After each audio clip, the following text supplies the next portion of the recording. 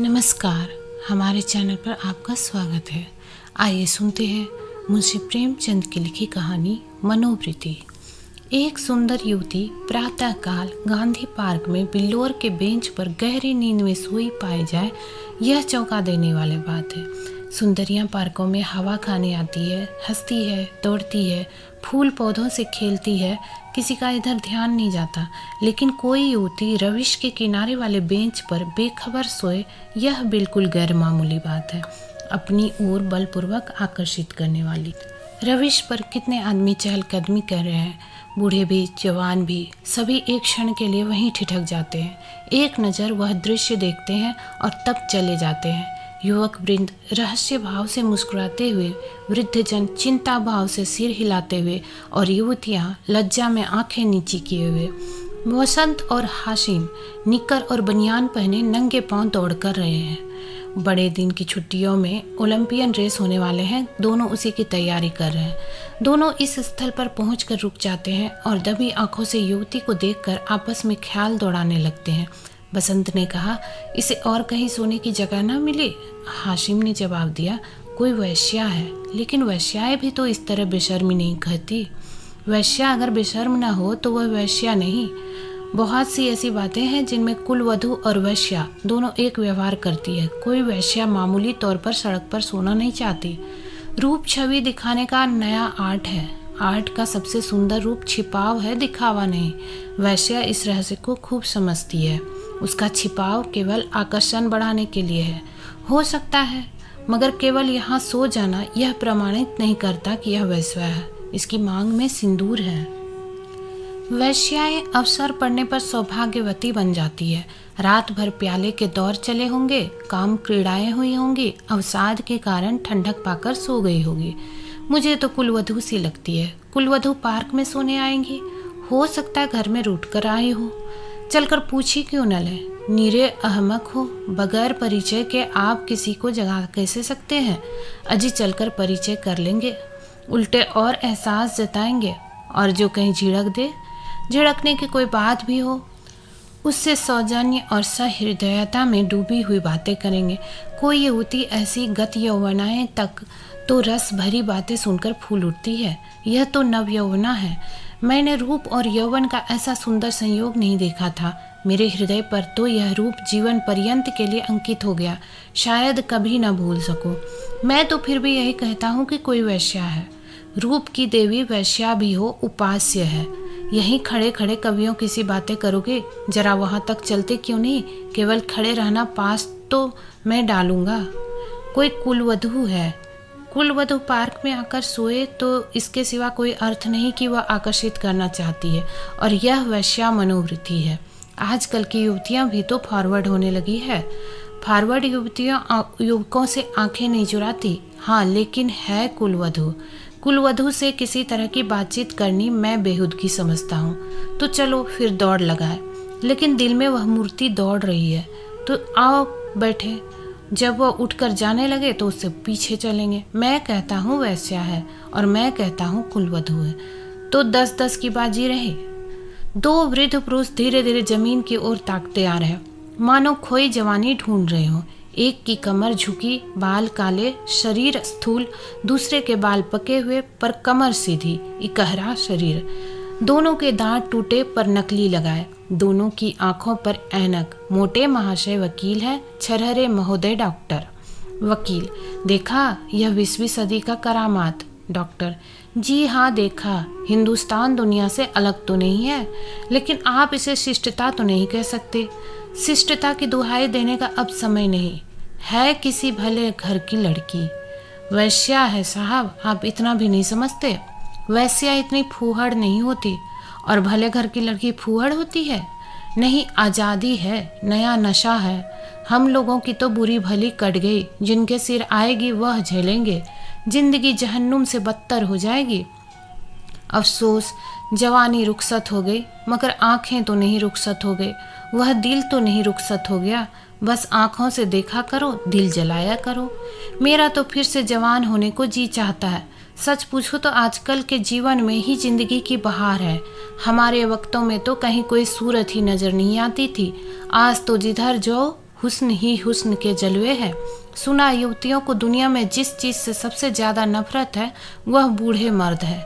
मैं इसका कायल नहीं। पुरुष को जौहर उसकी जवानी नहीं, उसका शक्ति संपन्न होना है। कितने ही बूढ़े जवानों से ज़्यादा कड़ियल होते हैं। मुझे तो आए दिन इसके तजुर्बे होते हैं। मैं ही अपने को किसी जवान से कम नहीं समझता। यह सब सही है, पर बूढ़ों का दिल कमज़ोर हो जाता है। अगर यह बात ना होती तो इस रमणी को इस तरह देखकर हम लोग यूँ न चले जाते। मैं तो आंखों भर देख भी नहीं सका। डर लग रहा था कि कहीं उसकी आंखें खुल जाए और वह मुझे ताकते देख ले तो दिल में क्या समझे। खुश होती कि बूढ़े पर भी उसका जादू चल गया। अजी रहने भी दो। आप कुछ दिनों आकोशा को सेवन कीजिए। चंद्रोदय खाकर देख चुका, सब लूटने की बात है। मंकी ग्लैंड लगवा लीजिए ना। आप इस युवती से मेरी बात पक्की करा दें, मैं तैयार हूँ। हाँ, यह मेरा जिम्मा, मगर हमारा भाई हिस्सा भी रहेगा। अर्थात यह कि कभी कभी मैं भी आपके घर आकर अपनी आंखें ठंडी कर लिया करूँगा। अगर आप इस इरादे से आए तो मैं आपका दुश्मन हो जाऊँगा। ओहो, आप तो मंकी ग्लैंड का नाम सुनते ही जवान हो गए। मैं तो समझता हूँ यह भी डॉक्टरों ने लूटने का एक लटका निकाला है। सच? अरे साहब, इस रमणी के स्पर्श में जवानी है। आप है किस फेर में? उसके एक एक अंग में, एक एक मुस्कान में, एक एक विलास में जवानी भरी हुई। न 100 मंकी ग्लैंड, न एक रमणी का बाहुपाश। अच्छा, कदम बढ़ाइए, मुवक्किल आकर बैठे होंगे। यह सूरत याद रहेगी। फिर आपने याद दिला दी। वह इस तरह सोई है इसलिए कि लोग उसके रूप को, उसके अंग विन्यास को, उसके बिखरे हुए केशों को, उसकी खुली हुई गर्दन को देखें और अपनी छाती पीटें। इस तरह चले जाना उसके साथ अन्याय है। वह बुला रही है और आप भागे जा रहे हैं। हम जिस तरह दिल से प्रेम कर सकते हैं, जवान कभी कर सकता है? बिल्कुल ठीक। मुझे तो ऐसी औरतों से साबिका पड़ चुका है जो रसिक बूढ़ों को खोजा करती है। जवान तो छिछेरे, उच्छृंखल, अस्थिर और गर्वीले होते हैं। वे प्रेम के बदले कुछ चाहते हैं। यहाँ निस्वार्थ भाव से आत्मसमर्पण करते हैं। आपकी बातों से दिल में गुदगुदी हो गई।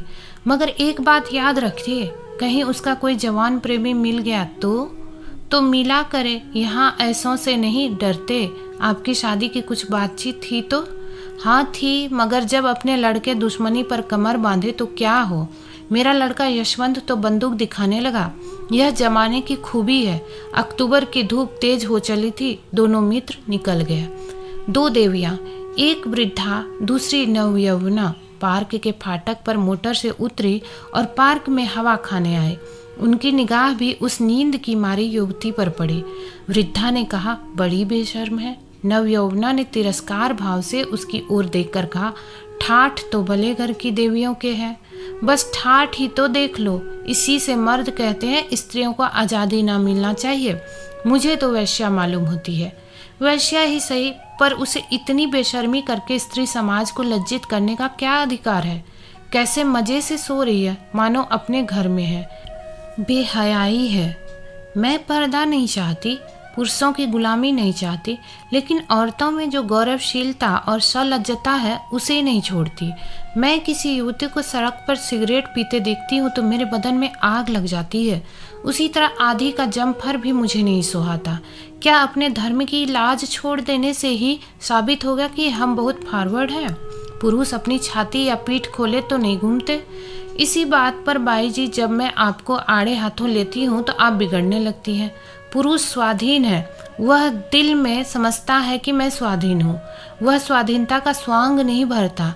स्त्री अपने दिल में समझती रहती है कि वह स्वाधीन नहीं है, इसलिए वह अपनी स्वाधीनता को ढोंग करती है। जो बलवान है वे अकड़ते नहीं, जो दुर्बल है वही अकड़ करती है। क्या आप उन्हें अपने आंसू पोंछने के लिए इतना अधिकार भी नहीं देना चाहती? मैं तो कहती हूँ स्त्री को छिपाकर पुरुष को जितना नचा सकती है, अपने को खोल कर नहीं नचा सकती। स्त्री ही पुरुष के आकर्षण की फिक्र क्यों करे? पुरुष क्यों स्त्री से पर्दा नहीं करता? अब मुंह न खुलवाओ मीनू।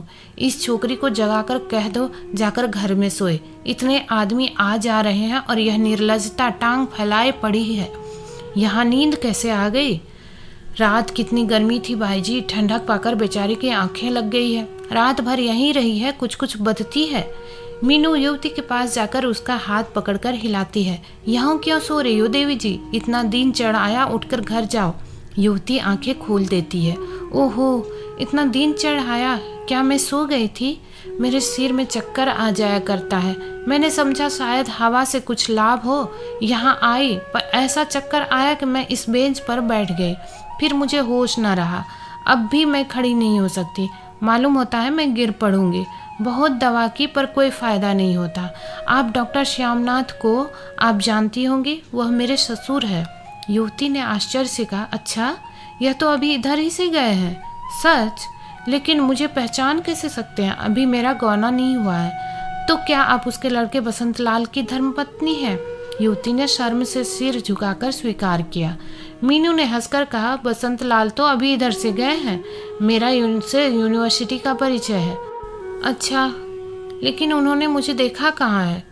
तो मैं दौड़कर डॉक्टर को खबर दे दूँ? जी नहीं, किसी को न बुलाइए, बसंत लाल भी वहीं खड़ा है, उसे बुला दूँ? तो चलो, अपने मोटर पर तुम्हें तुम्हारे घर पहुँचा दो, आपकी बड़ी कृपा होगी। किस मोहल्ले में? बेग मगज मिस्टर जयराम के घर। मैं आज ही मिस्टर बसंत लाल से कहूँगी। मैं क्या जानती थी कि वह इस पार्क में आते हैं, मगर कोई आदमी साथ ले लिया होता। किस लिए? कोई ज़रूरत न थी। दोस्तों, आशा करती हूँ ये कहानी आपको अच्छी लगी होगी। ऐसी ही कहानियाँ सुनने के लिए हमारे चैनल को सब्सक्राइब करें। मिलते हैं अगली वीडियो में, तब तक के लिए आज्ञा दें। धन्यवाद।